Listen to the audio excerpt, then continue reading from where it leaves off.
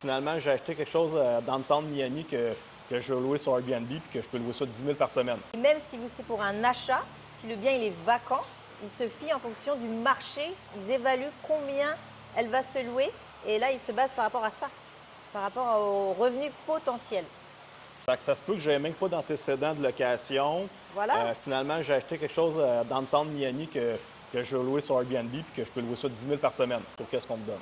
voilà, c'est juste qu'ils ne vont pas se fier en fonction de ce que vous dites, de combien de revenus ça va générer. Ils le font vérifier par une third party, donc un appraiseur agréé, et lui, il va vérifier en fonction du marché Qu'est-ce combien qu'il y a est-ce que alentour? ça revient de loyer court terme ou en long terme, et on finance par rapport à ça. Fait qu'on sent que c'est beaucoup plus facile. Voilà, c'est beaucoup plus Pour facile. l'entrepreneur, il est dans un bon secteur, il regarde le marché alentour de lui, les loyers sont dispendieux. Et c'est beaucoup plus rassurant aussi Ben quand oui. on investit parce qu'on se dit, la banque derrière, elle a fait tous ses calculs. S'ils Oui. me suivent, c'est que let's go, quoi.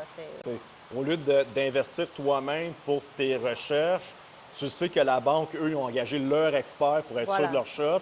Donc, tu dis, eux, ils me back. Ça veut dire, mon move, il est bon.